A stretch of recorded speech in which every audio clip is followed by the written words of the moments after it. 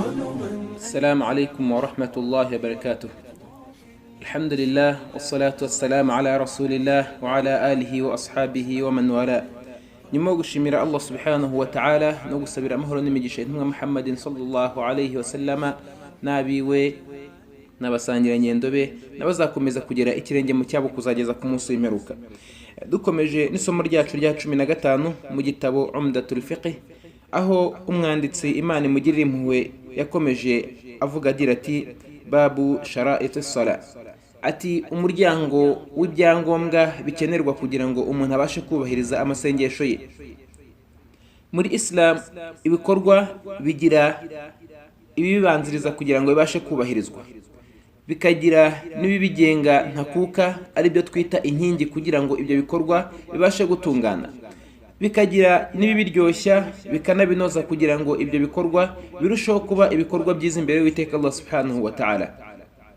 Ibya mbere tubyita ibisabwa cyangwa se shurut, ibikenerwa kugira ngo amasengesho cyangwa se igikorwa icyo ari cyo cyose kibashe gutungana.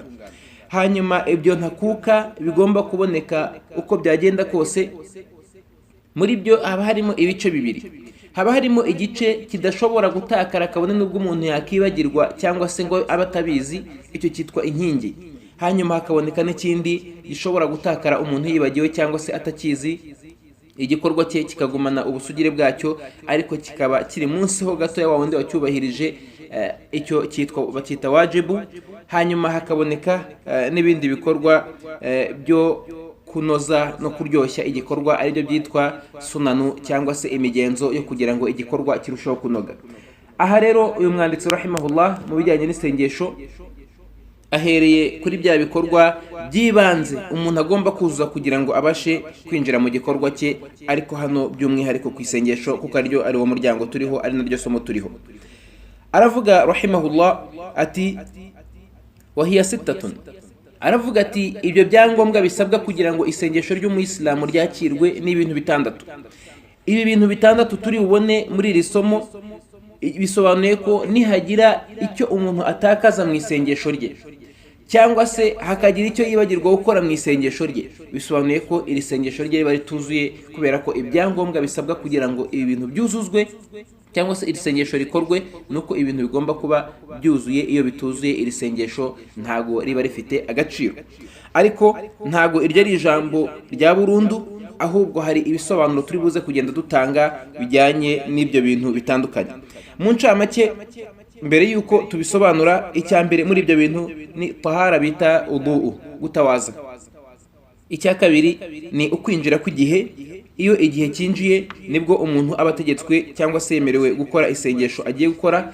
Icya gatatu ni uguhisha ubwambure bwe mu myambaro izasobanurwa tuzasobanura. Icya kane ni ukoza cyangwa se gusukura ahantu n'imyambaro yambaye igihe agiye gukora isengesho, icyo nacyo tuzakireba mu busobanuro bwagutse. Hanyuma icya gatanu kikaza ari ukwerekera qibla, kwerekera mu cyerekezo abayisilamu basenga berekeyeho ku busobanuro tuzatanga. Hanyuma icya gatandatu kikaba ari umugambi na niya yo gukora isengesho. Ibyo bintu uko ari bitandatu rero nta na kimwe kigomba gutakaramo iyo umuntu ashaka kugira ngo yubahirize isengesho rye. Ariko ibisobanuro byagutse kandi byimbitse mu bijyanye n'ibyo ngibyo, nubwo tutari buze kwinjiramo cyane kugira ngo dusobanure cyane ku buryo bukabije, bitewe n'uko ibi bintu ari ibintu byagutse cyane mu muryango w'isengesho muri Islam, turagenda dufatamo iby'ingenzi n'ibisobanuro bya ngombwa umuyisilamu wese yakwiye kuba azi kugira ngo abashe kubahiriza amasengesho ye. Umwanditsi rahimahullah aravuga ati ahaduha, icya mbere muri byo at-tahara, ni umuntu kuba afite udhu yo gutawaza. Tahara ni isuku yo kwikuraho ubwandu umuntu yitirirwa bitewe n'igikorwa cyamubayeho.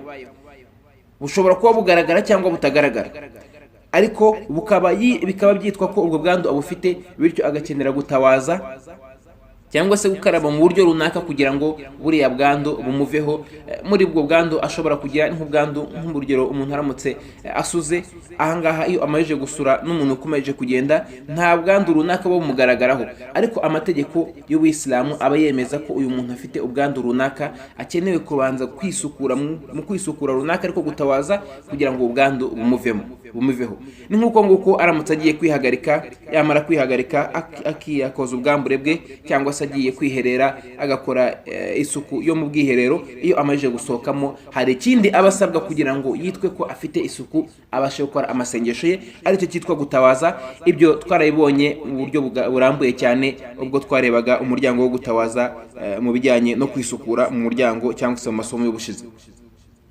Ahangaha ni kuri hadithi intumwa y'Imana Muhammadin sallallahu alayhi wa sallama, aho intumwa y'Imana ivuga iti la yaqbalu Allahu salata man ahdatha hatta yatawadda. Ntago nyagasani Allah subhanahu wa ta'ala ajya yakira isengesho ry'umuntu wagize ubwandu. Buriya bwandu twavuze yaba yagiye mu bwiherero, cyangwa se yaba yasuze, cyangwa se yaba yavuye amaraso menshi, cyangwa se yaba yarutse. Ku busobanuro twabonye mu masomo yashize, iyo umuntu agize umwe muri iyo miziro ntago yongera kwitwa cyangwa se ashobora kwemererwa gusenga kwe keretse abanje gutawaza, nk'uko twayibonye mu muryango wo kwisukura tugaragaza n'uburyo umuntu atawazamo. Iyo hadithi rero ni hadithi igaragaza ko ari itegeko kuri wa wundi wese wagize ubwandu. Hadithi ya Abi Huraira ko urese agize ubwandu agomba kubanza kwisukura muri ya wuzu twabonye kugira ngo abashe gusenga. Iyo niyo kondisiyo ya mbere, ntago tuyinjiyemo cyane kubera ko twayiganiye bihagije mu masomo y'ubushize. Hanyuma kondisiyo ya kabiri ni alwaqt, igihe. Aha isengesho rigira igihe. Iki gihe nicyo gihe iri sengesho rikorwamo. Urikoze hanze y'iki gihe ntago iri sengesho ryitwa ko ari isengesho, kubera ko Uwiteka Allah subhanahu wa ta'ala agira mu gitabo cye gitagatifu agira ati inna salata kanat 'ala almu'minina kitaban mawquta. Ati mukuri amasengesho kubemera Imana yagenwe mu gihe runaka kandi kizwi. Icyo gihe kigomba kwitabwaho, icyo gihe kikarindwa, kigacungwa, kubera ko isengesho ridashobora kuba mbere y'icyo gihe, nkuko niyo ribaye nyuma y'icyo gihe nta mpamvu yabayeho iri sengesho nta gaciro riba rifite, kubera ko ryatakaje imwe muri kondisiyo irigize, kandi iyo kondisiyo igatakara nta mpamvu ibayeho ifatika. Naho iyo ryatakaye kubera impamvu ifatika, ahangaha uyu muntu arihanganirwa, nk'umuntu ushobora kuba ari ku rugendo, cyangwa se umuntu waryamye wibagiwe, cyangwa se umuntu wagize indi mpamvu imubuza kuba yabasha gukora isengesho. Nk'urugero, umuntu ashobora kuba ari mu ihali itamwemerera gusenga habe namba, icyo gihe uyu nguyu arihanganirwa, ariko izo hali zizagenda zisobanurwa mu yandi masomo azagenda aza mu bijyanye no kubahiriza amasengesho no mu bijyanye n'impamvu zishobora kwihanganirwa muri Islam kugira ngo umuntu atakaze itegeko runaka. Umwanditsi rahimahullah aravuga ati waqtu adh-dhuhr min zawali shams ila an yasira dhillu kulli shay mithla. Ati naho igihe cya salatu dhuhri nuko izuba ribanza kurenga kimwe cya kabiri cy'ikirere. Ubusanzwe mu bumenyi bw'idini ya Islam no mu bumenyi bw'ikirere nuko iyo izuba rivuye iburasirazuba ryerekeza iburengerazuba, iyo rigeze mu cyeragati cy'ikirere rigahagarara umwanya mutoya cyane uri hagati y'iminota 3 n'iminota 5. Ahangaha ni ibyo intumwa y'Imana Muhammadin sallallahu alayhi wasallama avuga ati idha amsakat shams, iyo izuba niryifata, yani rihagaze ritarerekera iburengerazuba riturutse iburasirazuba ryagera mu cyeragati cy'ikirere rigahagarara. Aha iyo rihagaze ntago umuntu yemerewe gukora amasengesho, nkuko nanone biri mu zindi hadithi zitandukanye z'intumwa y'Imana Muhammadin sallallahu alaihi wasallam ko iyo izuba rigeze mu cyeragati rihagaze muri hadithi ya Abi Huraira, intumwa y'Imana iravuga iti amsiku anis sala, mujye mwifata ntimugakore amasengesho. Iravuga iti fa innaha sa'atun tus'aru biha jahannama, ati kubera ko ari umwanya umuriro wa jahannama uba urimo gukongezwamo. Ni naho haba hari igihe cy'izuba rikabije cyane cyane inshuro nyinshi, by'umwihariko mu bihugu bigira izuba rikabije, iki gihe gikunze kugira izuba ryinshi. Ala kulli hal, uko byagenda kose iki gihe iyo kigeze ntago umuntu yemerewe gusenga. Nicyo tugambiriye nuko tugambiriye kugaragaza ko izuba iyo rigeze ahangaha rihagarara. Iyo rimaze guhagarara nyuma y'iyo minota 3 cyangwa se 5, izuba ritangira kwerekera iburengerazuba. Ahangaha iyo ritangiye kwerekera nibyo bita ngo zalat shams, izuba ryarenze cyangwa se ryagiye. Uku kugenda nukuvuga ngo ryavuye iburasirazuba rigeze mu cyeragati rirahagarara, nyuma yo guhagarara rivuye mu cyeragati ritangira kwerekera iburengerazuba. Uku niko bita zawal. Iyo iki gihe gitangiye nibwo isengesho rya zuhuri riba ritangiye cyangwa se baryinjiyemo. intumwa y'Imana Muhammadin sallallahu alayhi wasallam mu kugaragaza ibihe by'isengesho ntago yashingiye ku bihe by'amasaha cyangwa se ibihe bitandukanye, kubera ko ukurasa kw'izuba no kurenga kwaryo ibi ngibi ni ibintu Nyagasani yadushyiriyeho kugira ngo tubashe kumenya ibihe, tubashe kumenya no kubara. Nyagasani aravuga ngo lita'lamu adada as-sinina wal hisab, Nyagasani yashyizeho ijoro n'amanywa n'izuba n'ibindi kugira ngo mubashe kumenya umubare w'imyaka n'umubare w'iminsi, wal hisab no kubasha kumenya imibare, kubara byaba ari amasaha, byaba ari kumenya kubara iminsi, ibyumweru n'ibindi nk'ibyo ngibyo. Ibi rero iri zuba niryo rishingirwaho ubusanzwe mu idini ya Islam kugira ngo abantu babashe kugena amasaha n'ibihe, ni naryo nabo n'ubumenyi busanzwe bwifashisha kugira ngo babashe kumenya ibihe no kumenya amasaha. Ahangaha ikindi twavuga nuko umwanditsi rahimahullah yahereye ku isengesho rya dhuhuri. Isengesho rya dhuhuri bisobanuye ko ari ryo sengesho rya mbere umuntu yategetswe gusenga.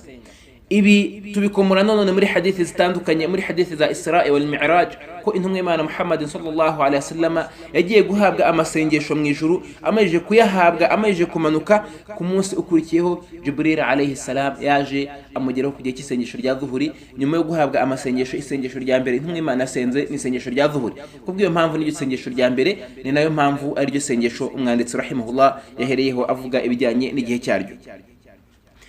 Rahimahullah, Imana imugirire impuhwe, aragira ati iyo izuba rimaze kurenga kimwe cya kabiri nk'uko twabisobanuye, ila an yasilla dhillu kulli shay mithla, kugeza ubwo igicucucucu cya buri kintu kireshya nacyo. Iyo izuba rigeze mu cyeragati ku bantu batuye ahantu haringaniye, by'umwihariko abatuye ku murongo ugabanya isi mo kabiri, ahangaha n'abawuturiye hafi bashobora, iyo izuba rigeze mu cyeragati umuntu aba ahagaze mu gicucucucu cyaryo. Ariko ku bandi ashobora kuba adahagaze mu gicucucucu cyaryo, ariko akamenya ko iri zuba rigeze mu cyeragati aho rihagaze. Igicucucucu gipimwa gute kugira ngo umuntu amenye ngo cyageze mu gicucucucu kireshya na nyiracyo? Aha hashingirwa igihe izuba ryageze mu cyeragati ryahagarariye. Ese ryahagaze igicucucucu kingana gute? Niba wari ugihagazemo, aha uri buze kubara kugeza igihe kiri buze kureshya nawe.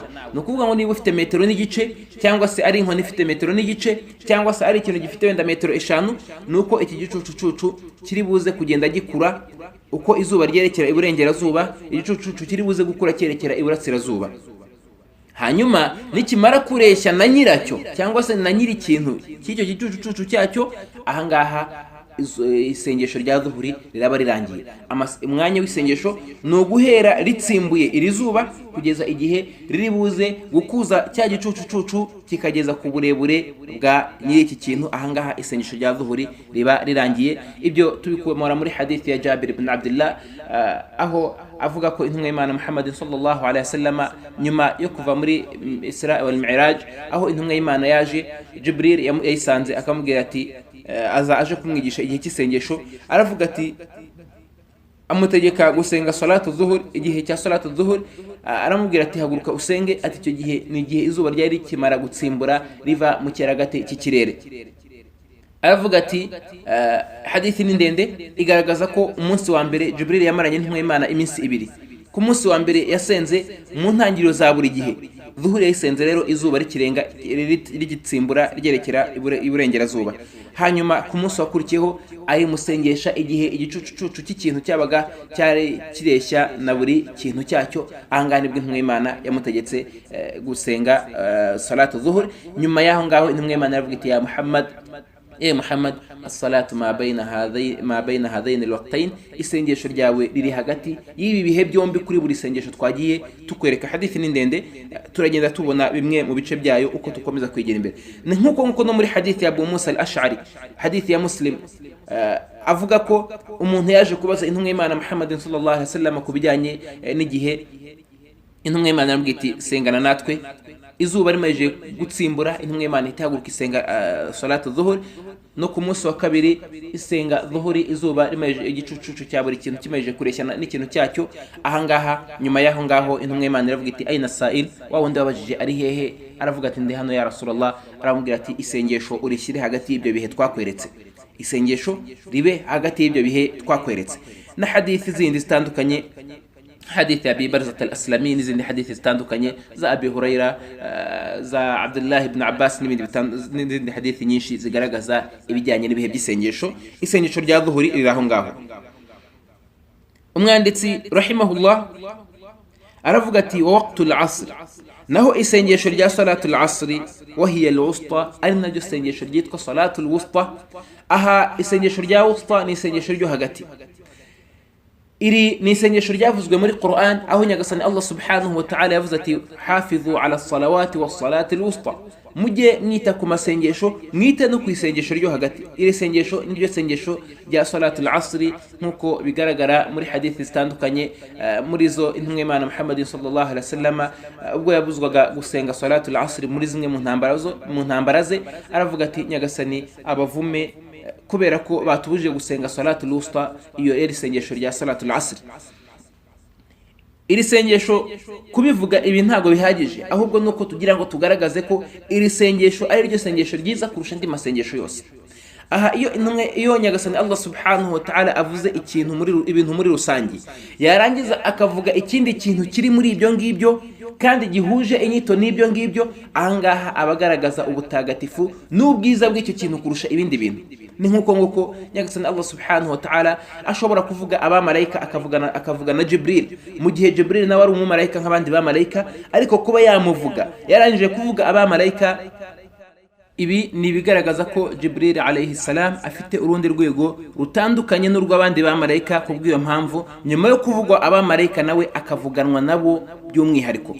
nyagasani Allah subhanahu wa ta'ala aravuga ati tanazzalu almalaikatu warruhu fiha biidhni rabbihim min kulli amr, ati hamanuka muri iryo joro ry'ubugabe abamarayika bakamanuka bari kumwe na Jibril bafite amategeko yose. Ibyo nibisobanuye ko Jibril ari umunyacyubahiro. Ibyo ngibyo ntago biri mu cyarabu gusa cyangwa se muri Qur'ani gusa, ahubwo no mu ndimi zitandukanye. Iyo bavuze ngo abanyarwanda baje bari kumwe na nyakubahwa perezida wa Repubulika, ahangaha nibisobanuye ko perezida wa Repubulika uyu nguyu aba ari hejuru y'abandi banyarwanda kandi afite n'ikindi cyubahiro kidasanzwe. Kubw'iyo mpamvu kuzana n'abandi bantu byongeza ikindi cyubahiro mu kuvugwa kwa bariya abantu baje. Ni nkuko nyagasani Allah subhanahu wa ta'ala avuga ati hafizu ala salawati, nimwite ku masengesho, ku bihe byayo, ku mikorere yayo, ku misengere yayo, mu cyubahiro cyayo, kubahiriza ibisabwa byayo. Aravuga ati wa salatul wusta, mwite no kwisengesho ryo hagati ryo sengesho rya salatul asr. Abamenyi bose bakemeza ko salatul asr ari ryo sengesho ryiza kurusha ayandi masengesho y'umuntu yagiye ategekwa. Iri rikaba ari no masengesho avuna abanafiki cyangwa se indyarya byo na salatul al-fajr, na masengesho aremereye cyane ku ndyarya kubera ko indyarya zitazibasha kuyubahiriza bitewe n'agaciro kayo. Umwanditsi rahimahullah aravuga ati min akhiri alwaqti adh-dhuhr ila an tasfarra ash-shams, ati ritangira guhera mu mpera ry'isengesho rya dhuhuri, ni kuvuga ngo guhera igicucu kinganye na buri kintu cyacyo, hanyuma kugeza igihe izuba ribereye ritangiye guhindukira umuhondo. Izuba ritangira kuba umuhondo ryari? Izuba ritangira kuba umuhondo igihe izuba ritangiye kurenga. Iyo rigiye kurenga rigenda rigabanyuka ubukana bwaryo, nkuko rirasa nta bukana ni nkako rirenga nta bukana. Iyo rimaje gutakaza imbaraga zaryo n'ubukana butangiye kugabanyuka n'imirasire itangiye kuba mikeya, ritangira kuba umuhondo umuntu ashobora kurirebamo. Ahangaha nicyo gihe salatul asri irangirira. Iki gihe cya salatul asri iyo irangiye rero, aha ni igihe cya mbere. Turi buze kubona igihe cya kabiri. Salatul asri irangira mu bice bibiri. Iki ni igice cya mbere cy'igihe cy'isengesho cyagenwe umuntu asengamo nta kibazo, kandi akagisengamo yiyumva anaryohewe n'isengesho kubera ko arikoreye mu gihe cyaryo. Ariko hari ikindi gihe cya salatul asri umuntu ashobora kuyisengamo akaba yubahirije igihe, ariko hamwe no kubahiriza igihe akaba yagizemo ubunebwe no kutubahiriza igihe neza nkuko bisabwa. Ni nk'umuntu urugero aramutse kwinjira mu ishuri wenda ari saa moya zuzuye, mwarimu yinjira mu ishuri saa moya n'iminota 5, umuntu akaba yakinjira mu ishuri saa moya n'iminota 3. Iki gihe cyose kiba ari igihe cy'umuntu kwinjira mu ishuri mbere yuko mwarimu ageramo, ariko uwinjiyemo mbere ya saa moya uyu nguyu aba yinjiyemo mu gihe cye cyiza cyuzuye. Hanyuma uyu winjiye muri iyi minota yo bashyizemo hagati y'abantu bose kwinjira no gutegereza mwarimu ari igihe wenda cyo kuba umuntu yasubira mu masomo cyangwa se igihe cyo kwitunganya no kwicara neza no kwishyira mwanya mwiza. Iki gihe umuntu yakinjiyemo ntago bivuga ko yakerewe ubusanzwe amategeko y'idini ya Islam, ariko aba yinjiye mu gihe kibi cyo atarakwiye kuba yinjiramo, keretse aramutse afite impamvu ituma ajya muri kino gihe kitari cyiza ko yagikoresha. Icyo rero nicyo turi buze gukurikizaho, nkuko muallif avuga ati, umwanditsi avuga ati wayabqa waqtu darura ila ghurubi shams, hagasigara igihe cyambuza uko ngira. Icyo gihe cyambuza uko ngira umuntu yemerewe kugisengeramo igihe yabuze uko agira kugira ngo abashe kubahiriza igihe cye. Icyo kugeza igihe izuba rirengeye burundu rikarenga mu bicu, ntihagire izuba namba risigara rigaragara. Iki gihe nacyo kiri mu gihe kigufi cyane, kubera ko izuba rimaze gutakaza imirasire yaryo rigeze iburengerazuba, riba risigaje nk'iminota nk'itanu cyangwa se 7 kugira ngo rirenge mu gicu rihite ribura burundu. Ahangaha rero iyi minota umuntu ashobora kuyikoresha igihe yabuze uko agira kugira ngo abashe kubahiriza isengesho muri cya gihe, guhera igicucucucu kingana na nyiracyo kugeza igihe izuba ritangire kubera umuhondo. Icyo tutavuzeho ni kuri wa muntu uri ahantu igicucucucu cye kitareshya nawe cyangwa se atagihagararamo mu gihe izuba rigeze mu cyeragati cy'ikirere. Aha uyu muntu we abarira igihe izuba ryagereye mu cyeragati, ese igicucucucu cyanjye cyareshyaga gute? Niba cyareshyaga urugero na santimetero 80, ahangaha uyu muntu izi santimetero 80 nizo ari buze guheraho abara igihe izuba riraba ritsimburiye. Hanyuma ahangaha hariho abara ngo cyareshya nanjye ryari, arafata uburebure bwe yongereho za santimetero 80 zo izuba ryagereye mu cyeragati igicucucucu cye gifite. Aha rero iyo izuba rirenze uyu muntu igihe cya salat al-asri kiba kivuyemo, kubera ko haba hinjiyemo igihe cya salat al-maghrib. Umwanditsi ahita akomeza avuga ati waqtul maghribi, naho igihe cya salatul maghribi min al-ghurubi ila maghibi ash-shafaq al-ahmar, nukuva igihe izuba rirengeye rikimara kugwa mu gicu rigwa umucyo ugihari, n'amanywa abakigaragara kuko nibwo riba rikirenga gusa. Ahangaha igihe cy'isengesho kiba kirangiye, n'igihe cya salatul maghribi kiba kinjiye. Utora adhana abasabwa gutora adhana ya salatul maghribi, n'abandi bafunze babasabwa gufungura. Ntago ari mpaka ngo akajoro kabanze kinjire cyangwa se ngo habanze hahinduke, ahubwo izuba rikirenga gusa ahangaha salatul maghribi iba igeze, n'ahangaha salatul asri iba irangiye. Ufunze aba yemerewe gufungura, n'ufite wihuta ushobora gusenga salatul maghribi kugira ngo yihute, ashobora guhita atangira kuyisenga.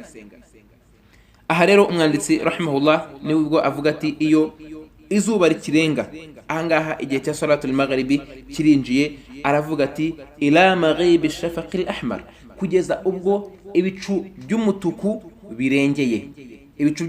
birengeye. Iyo izuba rirenze hasigara imirasire yaryo, ariko ibigera mu bicu gusa. Iyo igera mu bicu gusa, ibi bicu byo bifata ibara ry'umutuku, ushobora kuba uvangiyemo n'umuhondo. Ibi bicu biba bigaragara bitewe n'imirasire y'izuba itararenga yose burundu. Kubw'iyo mpamvu ibi bicu nibyo bireberwaho kugira ngo umuntu amenye igihe cya salatul maghribi, akomeza gucunganwa n'ibi bicu bya nyuma bihera kugeza igihe uyu mutuku waryo n'uru rumuri rw'izuba rubuze kuri bino bicu. Iyo rubuze ahangaha isengesho rya salatul maghribi riba rivuyemo, riba rirangiye. Nanone dalili ni za zindi twavuze kuri za hadithi z'intumwa y'Imana Muhammad sallallahu alaihi wasallam, n'izindi zitandukanye muri zo hadithi ya Abi Musa al-Ash'ari, hadithi ya Muslim, na hadithi ya Jabir ya Abi Dawud n'abandi bakiriye iyo hadith, na hadithi ya Ibn Abbas n'izindi zitandukanye nka Abi Barzat al-Aslami radiyallahu anhum ajma'in. Ahangaha rero niho igihe cya salat al-maghribi kiba kirangiriye, hagatangira igihe cya salatul isha. Isengesho rya salatul isha, umwanditsi rahimahullah Imana mugire impuhwe aravuga ati wa waqtul isha, naho isengesho cyangwa se igihe cy'isengesho rya al-isha min dhalika ila nisfi al-layl, ritangira icyo gihe igicu kiba kikimara kwijimira burundu, gitakaje wa muhondo na wa mutuku ukomoka mu mirasire y'izuba, kugeza muri 1/2 cy'ijoro. Kugeza muri 1/2 cy'ijoro, iki kikaba ari cya gihe kiza kuri wa wundi ukora amasengesho nk'uko twayibonye ku gihe cya salatul asr. igihe cyiza cyo gukoramo isengesho rya salatul isha ni uguhera ijoro rikinjira igice cy'umutuku kikirenga kugeza igihe ijoro rigereye muri kimwe cya kabiri cyaryo. Ijoro kugera muri kimwe cya kabiri cyaryo ntabwo ibyo ngibyo bishingira ku masaha nko kuba twavuga ngo kugera saa sita z'ijoro cyangwa se ibindi nk'ibyo ngibyo, ahubwo ibyo bishingira ku burebure bw'ijoro. Iyo ijoro rifite urugero amasaha 8 ku bantu bari mu bihe cyangwa se ahantu hari amasaha ataringaniye, ibyo ngibyo babizi cyane. Ijoro rishobora no kugira n'amasaha 3. Icyo gihe niba rifite amasaha 3, icyo gihe kimwe cya kabiri cy'ijoro ni ukuvuga ngo ni nyuma y'isaha n'igice. Ahangaha iki gihe nicyo gihe cy'isengesho rya salatul isha kiza kurushaho. Iyo ijoro rifite amasaha arenze 12, rishobora kujyana n'amasaha 18 cyangwa se 20, ahangaha icyo gihe kimwe cya kabiri cy'ijoro kiba ari icyo ngicyo. Ahangaha rero igihe cy'isengesho kiba kiri hagati aho ngaho, ntago ikigenderwaho ari isaha, keretse nko ku bihe cyangwa se ku bantu bari ahantu hari ibihe biringaniye nko mu bice by'u Rwanda cyangwa se n'ahandi hafi aho ngaho bari mu bihe biringaniye, amanywa n'ijoro akenshi biba biringaniye. Ahangaha nibwo bashobora kugendera ku isaha isanzwe, nk'uko turi buze kukavugaho ku bijyanye n'ibyifashishwa mu kureba igihe cy'isengesho. Ahangaha iyo kimwe cya kabiri cy'ijoro kirenze hahita hinjiramo igihe cyambuza uko ngira. Igihe cyambuza uko ngira cyo gusenga isengesho rya salatul isha, wa yabqa waqtu ad-darurati ila tulu'i al-fajr athani. Umwanditsi aravuga ati hasigaraho igihe cyambuza uko ngira kuri wa wundi utabashe kubahiriza igihe cy'isengesho mu gihe cyaryo cyiza, akaguma muri icyo gihe kugeza igihe harasiye umuseke wa kabiri, ari wo museke w'ukuri w'isengesho rya salatul fajr. Iyo umuseke wa kabiri urashe, uyu nguyu utambitse, uyu museke, nibwo igihe cy'isengesho rya isha cyambuza uko ngira kiba kirangiye, guhera muri kimwe cya kabiri cy'ijoro kugeza kuri ayo masaha. Aha bisobanuye ko utabashe gusenga salatul isha muri cya gihe cya mbere ashobora kuyisenga muri kino gihe kindi, kandi nabwo isengesho rye rikaba rikorewe mu gihe cyaryo. Umwanditsi aravuga ati wa waqtul fajr, naho igihe cy'isengesho rya al-fajr, min dhalika ila tulu'il fajr ash-shams.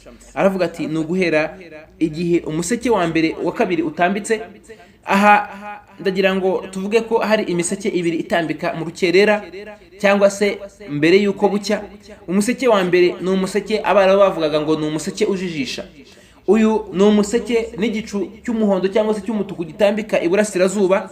Iki gicu kikagumaho kitiyongera n'urumuri rutaza, kikaba gishobora kumara n'igihe gishobora kugera ku isaha cyangwa se irenga cyangwa se iri munsi yaho gato, ariko nta yindi mpinduka y'ibijyanye no gucya igaragara, ahubwo ukaguma gusa ari nk'umuseke utambitse. Uyu nguyu bawita fajrun kadhib, bawita umuseke wo kubeshya cyangwa se wo kujijisha. Hanyuma nyuma yaho ngaho hari umuseke uza bita ngo ni fajr sadiq, ni umuseke w'ukuri cyangwa se ni wo museke ushingirwaho mu kubara isengesho no kubara kurasa kw'izuba. Uyu museke iyo utambitse utangira kugenda ukura, buri uko umunota ugenda uyu museke ugenda ukura, akaba ari nako n'umucyo ugenda ugaragara, nijoro rigenda burundu rigenda rivamo, kubera ko aba ari umuseke wa nyawo kuri izuba rigahita riza rinarasira muri wa museke nyuma yuko umucyo umaze usakara ku isi hose, ku isi aho amanywa agiye kwinjira. Bityo rero uyu museke wa kabiri niwo museke ugenderwaho ku isengesho. Uyu museke iyo utambitse, ahangaha nibwo abayisilamu babwirizwa guhagarika kurya. Ahangaha nibwo wa wundi utora adhana asabwa guhita atora adhana imenyesha abantu ko umuseke utambitse. Abasiba bahagarike kurya, abasiba bahagarike kubonana n'abagore babo, n'ibindi byose bigendana n'amabwiriza y'Ubuyisilamu afatirwa ku isengesho rya salatul fajr cyangwa se ku manywa. Ahangaha nibwo biba bitangiye.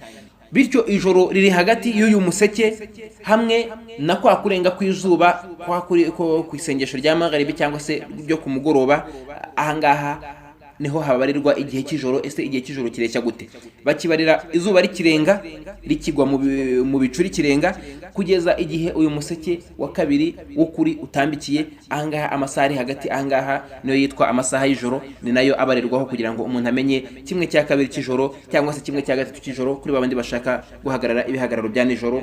Tutari buze kuvuga cyane ahangaha bitewe nuko atari umwanya wabyo tuzayibona mu bijyanye n'amasengesho ya nijoro. Isengesho rya al-fajr rero rihera kuri icyo gihe kugeza igihe izuba rirasiye. Iyo izuba rirashe ahangaha isengesho rya alfajiri riba rirangiye, ntabwo umuntu aba yemerewe gukora isengesho rya alfajiri. Ariko hari igihe naryo rifite kitari byiza ko umuntu arikora.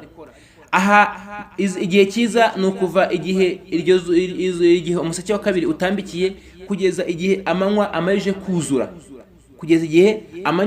kuzura, iyo umucyo umaze kuzura, ahangaha izuba riba ritari ryarasa. Igihe kiri hagati y'igihe amanywa yuzuriye n'igihe izuba rirasiye, iki nicyo gihe cyambuza uko ngira umuntu utabashije gusenga mbere yuko akajoro kavamo. Uyu nguyu ashobora gusenga amanywa yuzuye cyangwa se umucyo wuzuye ariko izuba ritari ryarasa. Iyo izuba rirashe, uyu nguyu igihe cy'isengesho cye kiba kirangiye kandi kiba kinavuyemo. Ahangaha iyo nta mpamvu afite, aba yinjiye mu cyaha kandi aba ari buhanirwe gukereza isengesho rye, bityo arisenga aryishyura, ntabwo arisenga nk'umuntu usengeye isengesho mu gihe cyaryo.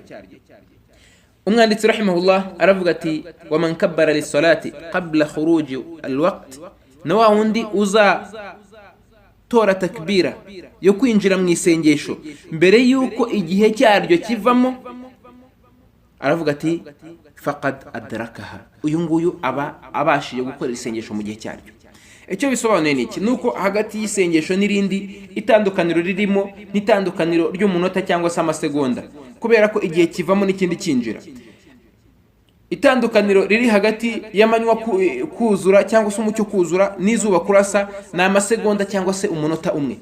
Ahangaha umuntu aramutse abashije gutora takbiratul ihram, Allahu akbar, mbere yuko izuba ricomoka cyangwa se mbere yuko rirenga, ahangaha uyu muntu aba abashije gukora isengesho mu gihe cye, kubera ko ikirebwa ahangaha ntago ari igihe yarangirije isengesho, ahubwo ikirebwa ni igihe yatangiriye isengesho, nkuko tubibona muri hadithi ya Abi Huraira radiyallahu anhu, Imana imwishimiye, na hadithi ya Aisha n'izindi zitandukanye, aho avuga ngo man adraka rak'atan qabla an tatla ash-shams faqad adraka al-fajr, wa undi uzabasha kubona iraka imwe gusa mbere yuko qabla an tatla ash-shams, mbere yuko izuba rirasa, faqad adraka al-fajr, uwo ngo azaba abashiye gusengera salat al-fajr mu gihe cyaryo. Wa man adraka rak'atan, na wa undi uzabasha kubona raka imwe qabla an taghruba ash-shams, mbere yuko izuba rirenga, faqad adraka al-asr, uwo ngo azaba abashije gusengera salat al-asr mu gihe cyayo. Hadithi yakiriwe na Bukhari na Muslim. Icyo bisobanuye nuko umuntu yita kabone nubwo yabona umunota umwe gusa mbere yuko igihe cy'isengesho kivamo, uyu munota agomba kwihutira kuwukoresha akawutoreramo takbiratul ihram. Ibyo bikamuha kuba yasengeye isengesho mu gihe cyaryo, kabone nubwo yaba yarisengeye mu gihe cyambuza ukongera, ariko ntago bingana no kuba igihe cyavamo umuntu agasenga isengesho nyuma yuko igihe cyavuyemo. Umwanditsi arongera aravuga ati was-salatu fi awwal al-waqt afdal, naho isengesho mu ntangiriro zaryo z'igihe cyaryo nibyo byiza. Ahangaha isengesho rifite ibihe bitatu. Igihe cya mbere ni igihe cyiza kurushaho. Igihe cya kabiri ni igihe cyambuza, ni igihe kidafite icyo gitwaye. Igihe cya gatatu ni igihe cyambuza ukongera. Igihe cyiza ni igihe cy'isengesho kikinjira. Iyo umuntu ahise akora isengesho igihe cyaryo kikinjira, ahangaha uyu nguyu ni ukoze isengesho mu gihe cyiza cyane kurushaho. Igihe cya kabiri ni igihe kidafite icyo gitwaye. Igihe kidafite icyo gitwaye ni igihe kiri hagati, kuva nyuma yuko igihe kinjiyemo, nyuma y'igihe gitoya, kugeza igihe hari buze kwinjiramo igihe cyambuza ukongera. Ahangaha mbere yuko hinjiramo igihe cyambuza ukongera, iki ni igihe kidafite icyo gitwaye kandi cyiza cy'isengesho, ariko kitaruta intangiriro z'igihe igihe kikinjiramo. Hanyuma igihe cya gatatu ni muri cya gihe cyambuza ukongera cyo twavuze, ahangaha nicyo gihe cya gatatu cy'isengesho. Aha rero isengesho ryiza ntago ari ryakorewe hagati mu gihe, ahubwo ni isengesho ryakorewe mu ntangiriro z'igihe, kubwa dalili nyinshi zitandukanye, kubigaragara mu bikorwa by'intumwa y'Imana Muhammad sallallahu alaihi wasallam, no mu bikorwa by'abasangirangendo b'intumwa y'Imana Muhammad sallallahu alaihi wasallam, nanone no muri rusange ry'ijambo ry'Uwiteka Allah subhanahu wa ta'ala. Aravuga ati fastabiqul khairati, ngaho mujye muharanira kwihutira no guharanira kugera ku gihe. Wa fi dhalika falyatanafasul mutanafisun, no mu byiza naho ngaho abahatana n'abatanguranwa nibatanguranwe. No mu zindi hadithi aho intumwa y'Imana ivuga ko iyo abantu baza kumenya ibyo gusengera isengesho aheza, haba ari ku murongo wa mbere cyangwa se mu ntangiriro z'igihe, abantu bari kujya barushanwa kugira ngo babashe kugerayo. Bityo rero iyo umuntu yinjiye mu gihe, ni byiza n'isengesho ryiza nirikorewe mu ntangiriro z'igihe, nk'uko bigaragara muri hadithi nyinshi zitandukanye mu bijyanye n'amasengesho y'intumwa y'Imana Muhammadin sallallahu alayhi wa sallam. Umwanditsi aravuga ati illa al-isha, usibye salatul isha, aravuga ati wa fi shiddati al-har lidh-dhuhr, cyangwa se mu gihe cy'izuba rikabije ku isengesho rya dhuhuri. Aha bisobanuye ngo salatul fajiri igihe cyaryo cyiza ni igihe izuba, ni igihe umuseke uba ugitambika. Hanyuma salatul dhuhur igihe cyaryo cyiza naryo ni igihe izuba riba kimara kurenga 1/2 cy'ikirere igitangira kwerekeza iburengerazuba. Salatul asri nayo nukuva igicucu kinganye n'ikintu cyacyo kugeza igihe izuba rirashe, ariko igihe igicucu cy'ikintu kiba kimaje kurengana nacyo, ahangaha nicyo gihe cyiza cya salatul asri. Hanyuma salatul maghribi kuva izuba rikirenga, ahangaha nicyo gihe cyiza. Hagasigara salatul isha. Salatul isha yo igasigara ifite uwo mwihariko wo kuba igihe cyiza cyayo ari uko ikerezwa igasengwa imaze gukerezwa, bitewe nuko abantu baba bavuye mu kazi, abantu bamaze kuva mu kazi bajya kwitegura mu rugo. Hari abakenera kwiyuhagira, hari abakenera rimwe na rimwe no kurya mbere yuko bajya gusenga, n'abakenera utuntu nk'utwo ngutwo, cyangwa se kuva mu mirimo berekeza mu mago yabo. Ahangaha ni byiza ko rero salatul isha ikerezwa kugira ngo abantu babashe kuyisenga bamaze kuruhuka ho gato n'umunaniro w'akazi n'imirimo n'ibindi nk'ibyo ngibyo. Muri hadithi ya Jabir radiyallahu anhuma, Imana ibnishimire we na se, avuga ko intumwa y'Imana Muhammad sallallahu alayhi wa sallama yajyaga isenga salatul fajri, rimwe ikayikereza ubundi ikayihutisha, ariko andi masengesho yasengaga yihutishije, yani igihe cyayo kikinjiramo. Iyi hadithi ya Jabir aravuga ati iyo yabonaga abantu bamaze kwikusanya bose bageze mu musigiti, aravuga ati ajjala, intumwa y'Imana hitaga izi gasengesha abantu bakagenda. Wa idha abta'u akhara, hanyuma baba bakerewe kwikusanya no kugera mu musigiti, ahangaha intumwa y'Imana igakereza salatul isha. Hanyuma hadithi ya Umar ibn al-Khattab radiyallahu anhu, Imana imwishimire, avuga ko yaje abwira intumwa y'Imana Muhammad sallallahu alayhi wa sallam, aravuga ati ya Rasulullah, salatul isha, isengesho rya isha ryageze. Aravuga ati abana batangiye gusinzira n'abagore barushye. Kubera iki? Kuko ntago bashoboraga kuryama mbere yuko abagabo bava mu masengesho ngo baze. Ahangaha rero babaga bategereje ko basenga. Intumwa y'Imana isohoka itonyanga amazi, iraza iramubwira iti byari bigeze muri 1/2 hafi cy'ijoro, genda kugera muri 1/2 cy'ijoro, iraza iravuga iti laula an ashqa ala ummati, iyo ntaza kutinyira ko abantu banjye bazaremerezwa no gukora iri sengesho iki gihe, la amartuhum fi hadhihi sa'a, ati nari kubategeka ko bazajya bakora isengesho ry'ijoro muri iyi saha, cyangwa se muri icyo gihe cyo hafi ya 1/2 cy'ijoro. Icyo bisobanuye ni iki? Icyo bisobanuye nuko isengesho rya isha ibyiza no kurikora rikerejwe, ariko haramutse hagaragara ko hari ingaruka cyangwa se hari ukuremerezwa kuri buze kuba ku bantu bitewe no gukerezwa isengesho, ahangaha biba byiza ko isengesho rikorwa mu ntangiriro. Kubw'iyo mpamvu kuri wa wundi udafite ukuremerezwa, nk'abantu bari ku rugendo badasabwa kujya kwicara ngo bategereze jamaa, ahubwo bari buze gusenga isengesho ry'imbaga bari hamwe, kandi n'urugendo rwabo rutari bwangizwe no kuba basenga mu ntangiriro z'igihe, mu mpera z'igihe. Ahangaha ibyiza nuko bategereza izo mpera z'igihe, cyangwa se abantu wenda urugero umudamu uri mu rugo, uyu nguyu asengera mu rugo, igihe cye cyiza nuko asenga salatul isha ayikereje. Bityo rero salatul isha niyo isigarana uwo mwihariko gusa. Hanyuma na salatul dhuhur mu gihe cy'ubushyuhe, nk'uko tubibona none muri hadithi ya Abi Hurairah radiyallahu anhu, Imana imwishimire, avuga ko intumwa y'Imana Muhammad sallallahu alayhi wa sallam igihe cy'isengesho rya dhuhur cyageze, Bilal ahagurutse agiye gutora adhana, hari ubushyuhe bwinshi. Intumwa y'Imana iramubwira iti abrid, buretse gato izuba ubushyuhe bugabanyuke. Arongera agiye guhaguruka none, arongera amubwira ati abrid, buretse gato, kugeza igihe salatu dhuhri yari hafi kuvamo. Aje amubwira ati qum faqim, Bilal arahaguruka akima isala, barangije barasari. Bisobanuye ko iyo izuba rikaze cyane nko mu gihe cy'iki, ahangaha mu gihe cy'iki ni byiza ko isengesho rya dhuhuri gikerezwa naryo rigasengwa hakereweho gatoya, kugira ngo izuba ribashe kugabanya ubukana bwaryo. aha icyo twakongera kuvugaho ni kubijyanye n'ibigenderwaho kugira ngo abantu bamenye igihe cy'isengesho. Nuko ahangaha hagenderwa kurasa kw'izuba no kurenga kw'izuba ari byo bigomba kugenderwaho. Ariko aha harimo akantu gato.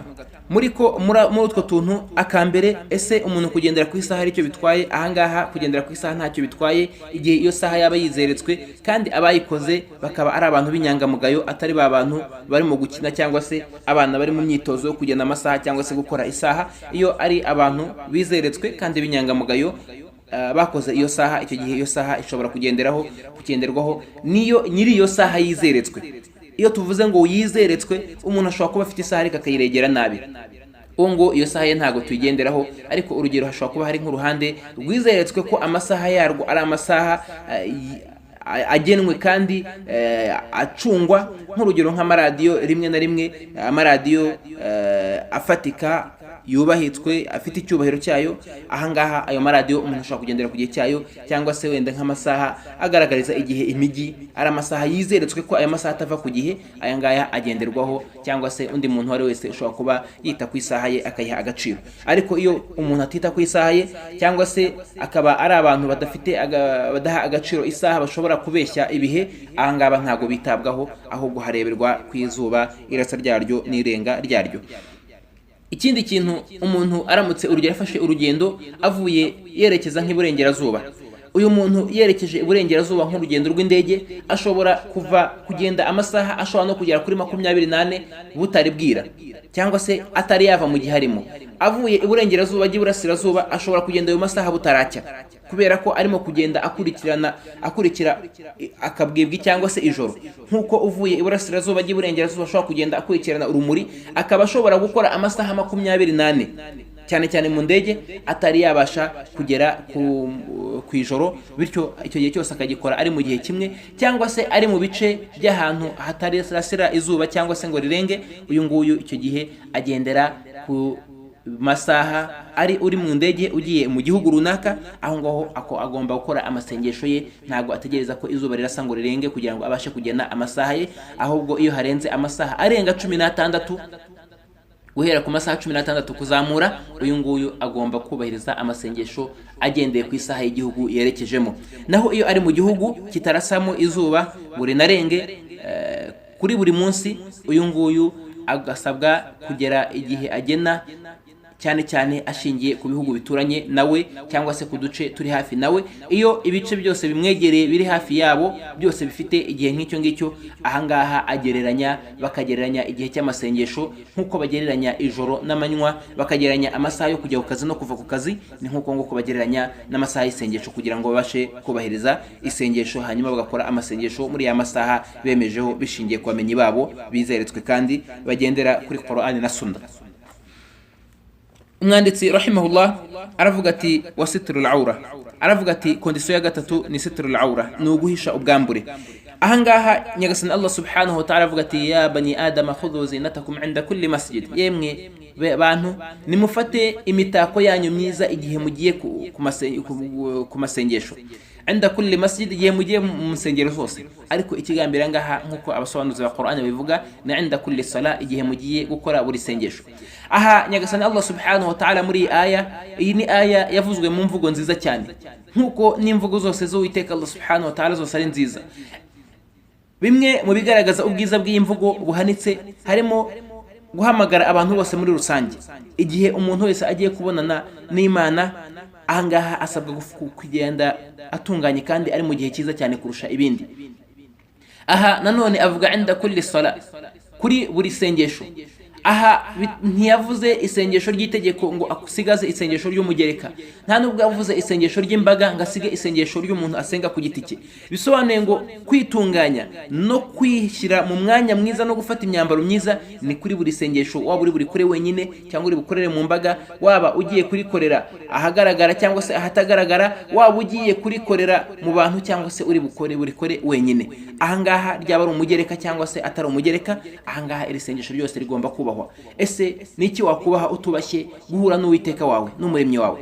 Aha Ibn Umar radiyallahu anhuma yari afite umwe mu bacakarabe, aza kumuha umwambaro, amuhaye umwambaro amubona arimo gusenga mu mwambaro wa kera ushaje, aramubwira ati ese ntago naguhaye umwambaro? Aramubwira ati nibyo warawumpaye. Aha kumubaza ntago bisobanuye kumujondora kubera ko yamuhaye sadaka, ahubwo no kugira ngo yemeze ko uwo mwenda uhari, bityo ataza gucyaha umuntu kandi hari impamvu itamwemerera kumucyaha. Aha ngaha iyo umuntu agambiriye umugambi nk'uwo ashobora kubaza umuntu ko afite ikintu cyangwa se atagifite, ariko yagambiriye gusuzugura cyangwa se gukerensa cyangwa se kwigaragaza ko hari ikiza yakoreye umuntu cyangwa se yakoreye abantu, ibi ngibi bari haramu, ntago byemeye muri Islam. Ariko aha yamubaje agira ngo amenye ese ko hari ikibazo gihari cyangwa se nta kibazo gihari. Umusore aramubwira ati nibyo warawumpaye.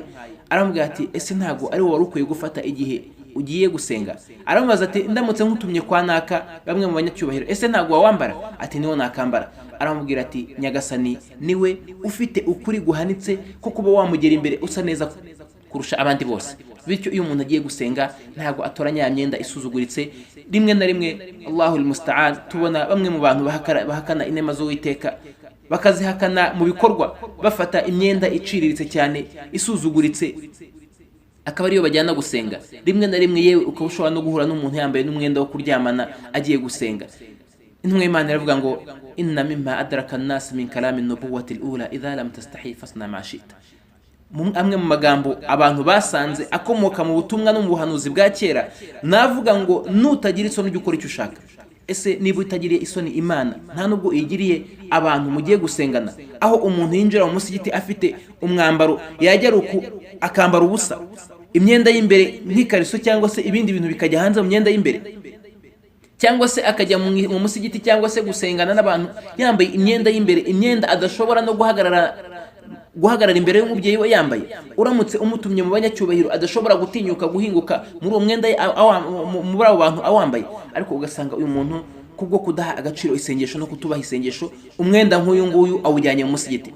Falnataqillaha ya ikhwa, tujye dutinya Imana kandi twubahe guhagarara imbere y'Imana. Iki gihagararo nicyo gihagararo cy'umugaragu abaganiramo n'umuremyi we. Iyo atacyubashye uyu nguyu ntacyo aba yubaha mu bijyanye no kugaragira no kubaha Uwiteka Allah subhanahu wa ta'ala. Ariko ibyo ntago bisobanuye ko isengesho ry'umuntu ryangirika keretse aramutse yambaye ubusa, naho kuba yagaragaza imyenda y'imbere ahangaha ntago byangiza isengesho, ariko ni ibintu bisuzuguritse kandi bitanakwiye kuri wa muntu uzi agaciro k'Imana n'agaciro k'isengesho.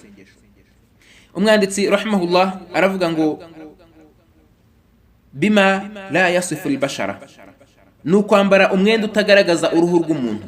Niba umuntu ari inzobe, uwo mwenda ntube ari umwenda woroheje cyane ku buryo umuntu abona rura ruhu. Hanyuma nanone ntube ari umwenda ugaragaza ingingo z'umuntu mu buryo buhamye. Niba urugero ari itako rigaragare, yewe niba afitemo na bya bindi byo bita ngo ni imisuri, za nyama ze ziba zarikase nko ku mugabo ukora siporo, we bigaragara uburyo umubiri we uteye wose. Niba ari ingingo zibe zishushanyije zose uko zakabaye, ameze nkaho n'umwenda ntawe yambaye. Uyu mwenda, iyo umuntu yambaye umwenda umeze gutya, ntago uyu muntu aba yikwije muri Islam, nta nubwo uyu mwenda yemerewe kuwusengana, ahubwo abasabwa kwambara umwenda umurekuye kandi umwenda utorohereye cyane ku buryo abantu babona ibara ry'umubiri we. Umwanditsi aravuga ati wa awratu rajul wal ama ma bayna surati ila rukuba, naho ubwambure bw'umugabo n'ubwambure bw'umujakazi ni hagati y'umukondo kugeza ku mavi. Ibi ngibi ni igihe habuze imyenda burundu, ntago iyo hakaboneka umwenda mutoya, uyu mwenda utwikirizwa guhera ku mukondo kugeza ku mavi. Ariko nkuko twabivuze muri aya, nuko umuntu afata imyenda myiza kandi y'icyubahiro akaba ariyo ajya gukorana amasengesho ye. Aha umujakazi ubwambure bwe ni nk'ubwambure bw'umugabo. Kuri hadithi y'intumwa y'Imana Muhammad sallallahu alaihi wasallam, aho avuga ati umwe muri mwe najya ashyingira umujakazi we akamushyingira umucakara we, uyu nguyu aramenye ntakongere kureba mu bwambure bwe. Mu yindi hadithi ku bwambure bwe, ku yindi hadithi aravuga ngo ntazongere kureba ibiri munsi y'umukondo n'ibiri hejuru y'amavi. Bisobanuye ko ahangaha aribwo bwambure bw'uyu mujakazi, bityo ntago yemerewe ko yajya gukora isengesho adatwikiye ahangaha, by'umwihariko nk'igihe ari mu kazi cyangwa se igihe nta myenda afite. Iyo afite umwenda muto cyangwa se uyu mugabo, icyo gihe asabwa ahangaha niho asabwa gutegeka kwa guhisha, kubera ko ariho hitegeko. Aravuga ati wal hurratu kulluha awratun illa wajhaha wa kaffayha. Aravuga ati naho wa muntu utari umujakazi, umudamu utari umujakazi abadamu basanzwe. ubu ngubu abajakazi n'abacakara baracitse nta bakiriho ku isi. ahangaha umudamu wese usigaye cyangwa se umudamu ubu ngubu we umubiri we wose aba ari ubwambure usibye uburanga n'ibiganza. uburanga n'ibiganza nibyo bisigaye, hanyuma ibisigaye byose bamwe mu bamenyi bongeraho n'ibirenge byombi, ariko ibirenge byombi ntago hinjiramo ububumbampore cyangwa se imirundi. ibi byose ni ubwambure. amaboko ntago hinjiramo ibiri hejuru y'ibiganza nko hejuru y'ubujana, ahubwo ni ikiganza cyonyine. ikiganza gihereye mu bujana cyangwa se mu rugingo ruhuza ikiganza n'akaboko kugeza ku ntoki. n'ibirenge nabyo ni nk'uko nguko, no guhera mu bujana kugeza ku kirenge cyangwa se ku mano. ahangaha niho hemererwa kugaragara. ahandi hose harenze ahangaha ni ubwambure. aharenze ahangaha ntabwo bikwiye ko umuyisilamukazi utinya Imana, wemera Imana n'umunsi w'imperuka ko ahagaragaza. n'uburanga ni nk'uko nguko. uburanga ni uguhera aho umusatsi umereye kugeza ku kananwa, no guhera ku gutwi, mbere y'aho ugutwi gutangiriye kugeza aho ugutwi gusozereje, ari naho umuntu ategekwa koza mu buranga. ahangaha nibwo buranga. aha ntabwo umuyisilamukazi yemerewe kurenza ibyo ngibyo abyereka abantu. ikindi, umwenda ufashe umwemeramanakazi, ahangaha ku mwemeramanakazi naho bifatwa nk'ubwambure nk'uko bifatwa nk'ubwambure ku mugabo. hanyuma ku mugore bikaba birenze kandi binakajije cyane ko ubu ngubu ari ubwambure, kandi ko bidakwiye ko umuntu ashobora kujya gusenga, umwemeramana ko ashobora kujya gusenga yambaye imyenda nk'iyi ngiyi. twasozereza ahangaha dusaba Uwiteka Allah subhanahu wa ta'ala akabishyira ku minzani yacu y'ibyiza, kandi ko aduha gusobanukirwa amategeko y'Uwiteka Allah subhanahu wa ta'ala. hanyuma tukazakomeza mu isomo ry'ubutaha. wa akhir da'wana alhamdulillahi rabbil alamin. mwari kumwe n'umuvandimwe wanyu Niyitanga Jamid. wassalamu alaikum wa rahmatullahi wa barakatuh. يا نبض الأرواح فالشكر لربي ثم لكم لا أحصي الشكر بإفصاحي والموعد في جنة عدن ما دمنا نسعى بصلاحي والختم سيحوي توقيعا لخديجة بنت الصلاح لخديجة بنت الصلاح.